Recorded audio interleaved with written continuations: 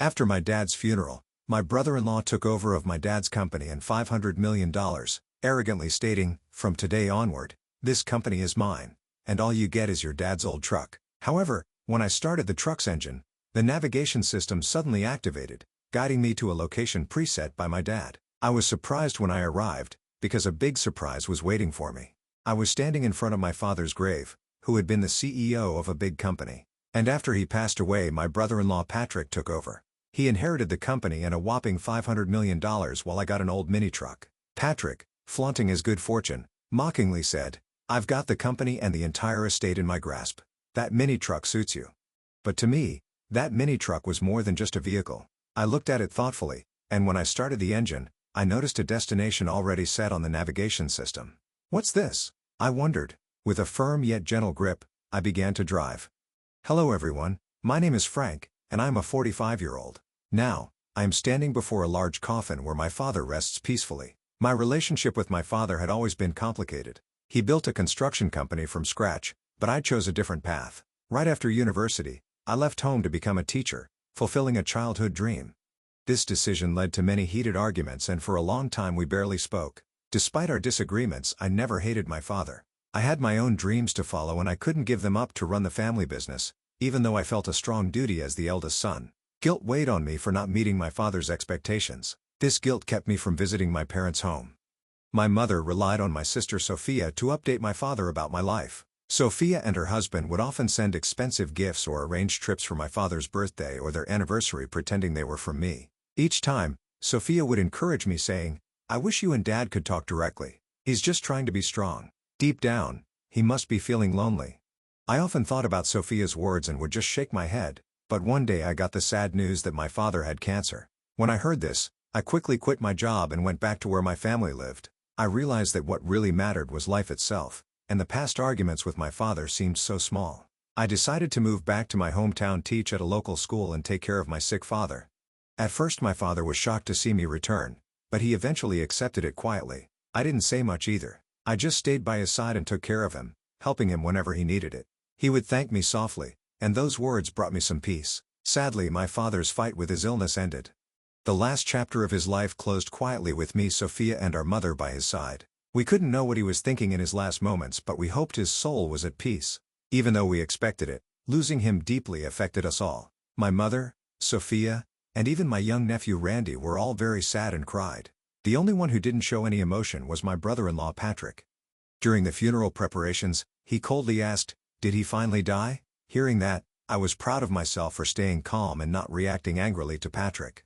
Instead, I focused on planning my father's funeral. This kept me busy and helped distract me from the pain. I ignored Patrick's harsh words and made sure everything for the funeral was done right. Patrick and I had never gotten along well, and our relationship only worsened over time. But despite everything, I kept my focus during this tough time. I first met Patrick when he was a skilled worker at my father's company, and I really respected his skills. It felt like I had gained a real brother when Patrick married my sister Sophia. He was 5 years older than me and seemed like a role model. Before Patrick and Sophia got married, I often asked him for advice on various problems, and he always listened with understanding. One of our big discussions was about whether I should join the family business. Patrick would say, "You should live your own life, Frank. You have your own path. No one knows which choices in life are the best, so the most important thing is to make choices you won't regret later." Encouraged by his words, I switched from business school, where I was studying management, to the Faculty of Education, where I really wanted to study. As time went on, Patrick and Sophia got married and started their life together. 22 years have passed since then, and the distance between my father and me grew wider. I moved on with my life, missing the chance to close that gap. But when I heard about my father's illness, I dropped everything and rushed home. Patrick, who once greeted me warmly, had changed. He now seemed uncomfortable around me. When we were alone, Patrick would say coldly, "You came back in a hurry when you heard he was sick, didn't you? But no matter what, you won't inherit anything." His words caught me off guard, and I struggled to respond. "What do you mean? Don't act like you don't know. It might be a coincidence, but even if you now want to run the company, it's already decided who will be the next leader," Patrick said harshly. His words shocked me, and I replied louder than I intended, "No, that's not it. I didn't come back for the company. I realized I hadn't been a good son and wanted to apologize to Dad, even if it's late." Patrick dismissed me. "I don't need your fancy talk. It sounds like something from a TV drama. Sophia likes that kind of stuff. But were all those gifts you sent just a way to look good in front of him? That's absolutely not true, I tried to explain, but Patrick had already made up his mind and wasn't interested in believing me. His words also seemed like a slight against Sophia, and for the first time I felt a deep divide between us. Ever since that incident I started to feel really upset with Patrick. He began to mock me openly. No matter how much you try to win him over, that time has passed. Don't make me laugh. Go back to where you belong and take care of your troubled students, he would say. At first, I thought deeply about how I appeared to others and how they saw me, but Patrick's words showed he was more concerned about himself than our father. His behavior often seemed disrespectful to both his father-in-law and his wife Sophia. I started to believe that Patrick had married Sophia mainly to get closer to my father's company and wealth. He rarely visited my father when he was sick and didn't help take care of him. Now, all I could do was work as hard as possible to protect the company my father had built. Patrick always sounded polished, but he really just wanted to avoid problems. On weekends, he would go play golf, claiming it was for business. He hardly ever took care of his own son.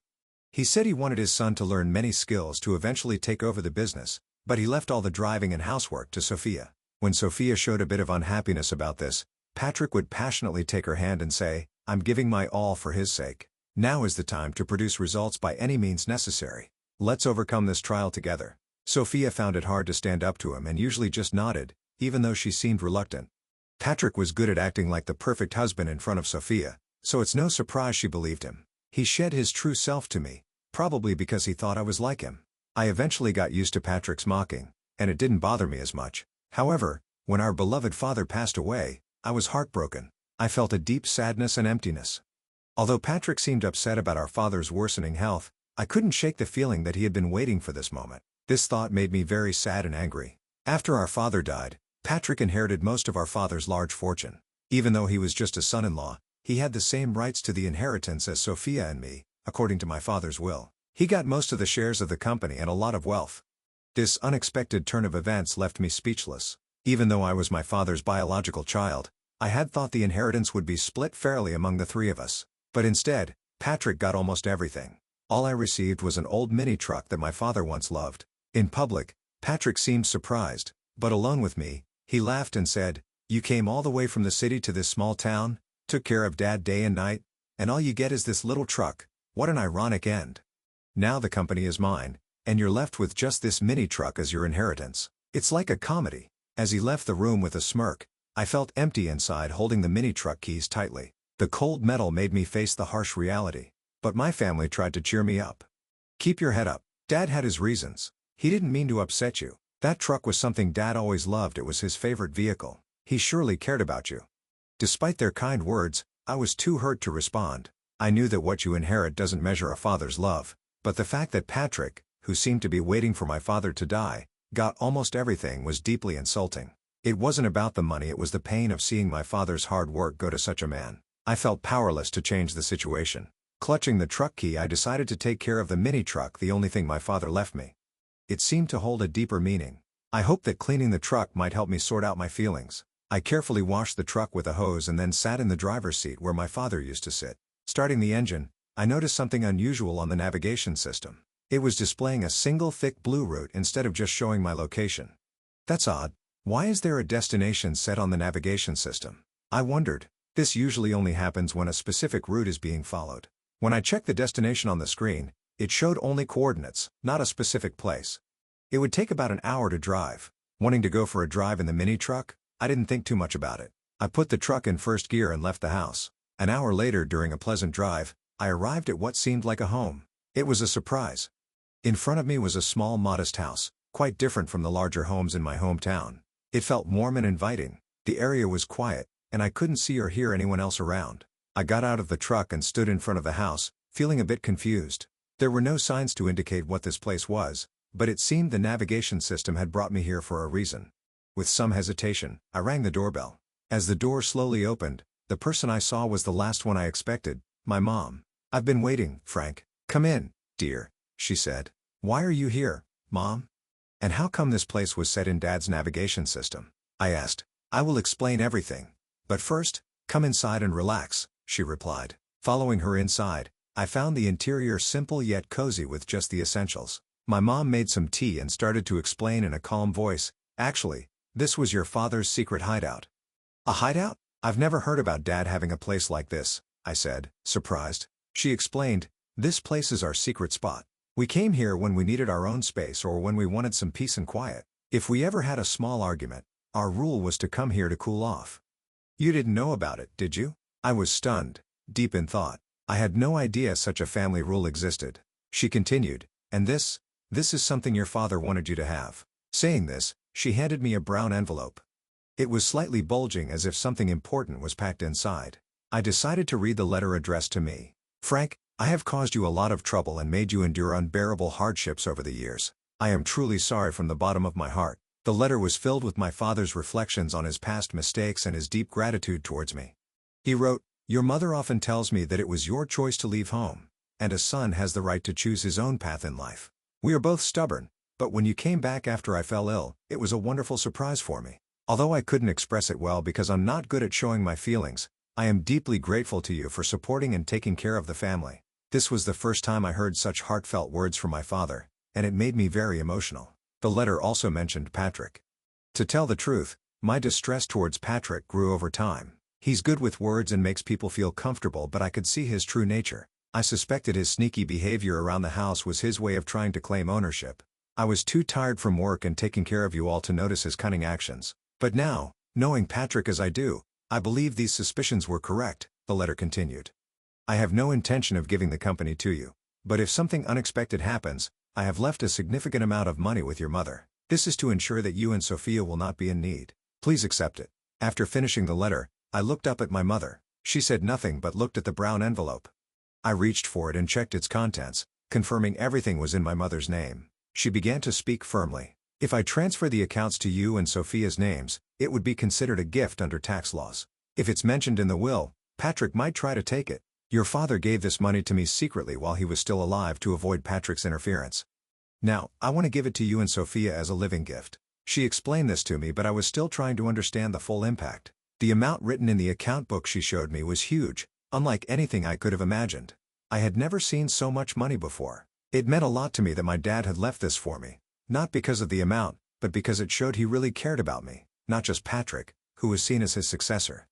This touched me deeply. We didn't often share deep emotional words, but I knew he always cared deeply for us. I want everything I entrusted to your mother to be passed on to you as a thank you for all the gifts you've given me. And for that, I am truly grateful, he wrote. Before I knew it, tears were streaming down my face. I couldn't hold back my emotion. For a long time, I felt that my father never really understood me, but I was completely wrong. He always understood and valued me. That's probably why he trusted me with that old mini truck. Knowing I would value it and use it well, I said, Mom, I really wish I could have done more for Dad, feeling deep regret. But my mother comforted me with a gentle smile. She seemed to understand the regret I felt, saying, it's natural to think you could have done more when mourning a parent, but you brought your father great joy and gave him so much love. You were his greatest pride.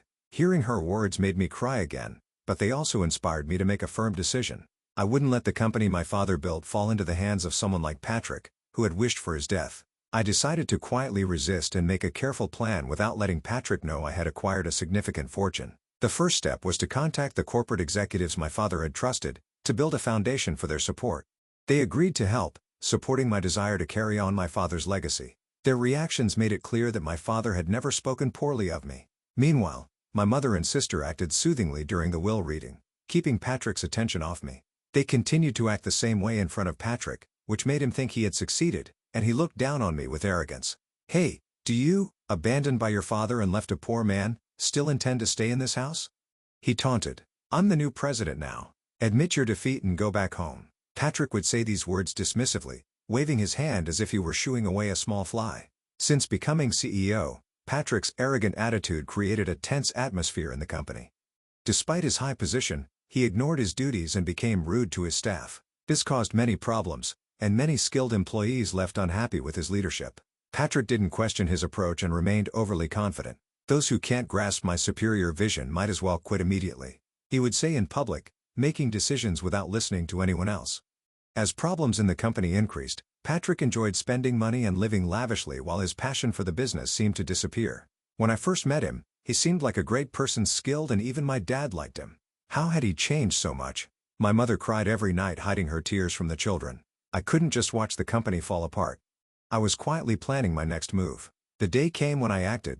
I left home early and waited at the office for Patrick. When he walked into the president's office, he was shocked to see me sitting there. "What the hell are you doing? Why are you sitting there? Get this person out of here," he demanded. "The one who should be leaving is you," I replied calmly. "What are you talking about? Have you lost your mind?" Patrick looked at me as if I were an annoying insect. "Using the assets our father left us, I bought the majority of the company's shares.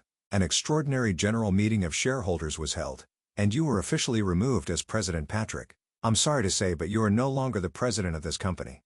"Wait just a minute," he stammered, confused, repeating words that made no sense. "Don't you understand? I now control 2/3 of this company's shares. You thought the inheritance was just an old mini-truck, but that truck turned into money in an unexpected way." Patrick tried to dig into details about the hideaway, but I avoided his questions and changed the subject, which only made him more upset. "The game is over. Leave this place immediately," I told him calmly and handed him several documents. As Patrick looked through them, his face went white. "What is this?" he asked. "These are the minutes from the extraordinary general meeting of shareholders, and this other document is your dismissal notice," I explained. Patrick became very angry, crumpled the papers in his hands and shouted, "You think this will hold up? I'll take legal action." "Go ahead with legal action. We have good reasons for our actions," I responded calmly.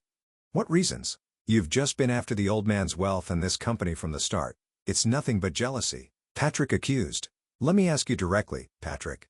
Have you been using company assets for personal use and signing leasing contracts for your own benefit?" I asked. "What if I have? What's it to you?" Patrick replied, his face turning pale with shock. "How did you know about that?" he stammered as I listed his misconduct, like taking home computers and other appliances meant for company use. Patrick struggled to respond. "Computers and TVs that should be at the office or at your house, being used for personal things. Isn't that enough reason to act?" I pressed on. Patrick frantically tried to defend himself. "Why, how do you know about that?" he asked, his lips trembling. I kept my gaze fixed on him and continued, "You should have been more aware of your responsibilities. Did you become complacent when you thought you controlled everything?" I had been gathering information about Patrick's actions from the company's executives after our father passed away. Patrick became more arrogant. He used to at least pretend to respect others, but as president, he began to shift his work onto others and even fell asleep in his office. This attitude caused many loyal employees who respected my father to leave, frustrated by his behavior. Patrick, upset by the situation, doubted my ability to manage, emphasizing that it was impossible for me to fulfill the role of a manager. "You've never worked a day in this company. Think about it. How can someone with no experience in running a company become president? It's impossible to trust management to someone like you," Patrick argued. "You're absolutely right," I agreed. "I have no intention of becoming the president of this company. My sitting in this chair is just a symbolic message to you. In fact, a new president has already been elected by a different board of directors and is already carrying out their duties." Patrick was stunned. He stood there with his mouth open and his eyes wide, shocked by the turn of events. He had been sure that I was after the presidency and had schemed to replace him. As I've said many times, I'm not after the president's position. My only goal is to honor my father and protect the company. He spent his life building, I explained. "Who would believe such fancy talk?" Patrick retorted. He thought I only cared about the wealth and status that came from our father, not his true worth. After my reply, Patrick trembled with anger for a moment but then composed himself. "Do you think this is over and you can just enjoy it?" he scoffed, then stormed out of the president's office. That night, something unexpected happened. Sophia threw divorce papers at Patrick, ending their marriage. This was a result of his misconduct at the company and his eventual firing. The new president was chosen from among the directors who respected my father and were determined to protect what he built. I felt the company should be led by someone who would continue my father's legacy, a sentiment my mother and sister supported. As I coordinated Patrick's dismissal with the lawyers, Sophia was preparing for the divorce. On the day she mentioned divorce, her hurt voice filled the house with a heavy atmosphere. "Why do you turn away from me now? Is it because I've lost the title of president and you've lost interest in me?" Patrick asked. Maintaining her calm but firm demeanor, Sophia replied, "There's no point in talking about betrayal. You were the one who betrayed our relationship from the start. Your love was not for me but for the title of the president's daughter. You neglected our home, didn't help raise our children, showed no respect to our sick father, and in the end, you tried to take everything from our father for yourself. Now it's time for you to face the consequences." Patrick had no response to Sophia's words. She had endured a lot, worrying about her children's futures and the fate of the company, but thankfully, the inheritance from our father gave her a solid financial base to raise her children. After the divorce, we planned to live a peaceful life away from conflict with our mother and sister. Our only concern was the possibility of retaliation from Patrick, but he was now out of funds. He had lost a lot of money to an investment scam and was even in debt. This scam involved a man pretending to be from a brokerage firm, who was actually a fraudster. Patrick, swayed by convincing words, lost a significant amount. This situation showed how people can exploit those who suddenly have a lot of money. Now, Patrick was suffering the financial consequences of his actions. Meanwhile, I spent fulfilling days taking care of my mother. I enjoyed a peaceful, comfortable life, continuing my work at the tutoring school. My mother and I also took great joy in caring for my nephew Randy, who was very fond of us. His presence added happiness to our daily lives. "When I grow up, I'm going to be a president like Grandpa," Randy declared, his words filled with the innocence of childhood dreams. This brought smiles to our faces and even made my mother tear up with emotion. Sophia and I exchanged knowing looks, our smiles reflecting warmth and understanding. "You might say that now, but I wouldn't be surprised if you want to become a teacher when you're in college," I teased him gently, reflecting on similar past statements, which made everyone laugh. "But I'm not very good at studying, so maybe I won't make a good teacher," he said seriously, furrowing his brow. His earnestness made this even more endearing and prompted more laughter, this time filled with affection. In that moment, filled with an overwhelming sense of happiness, we realized we were truly living in the present, enjoying our family unity.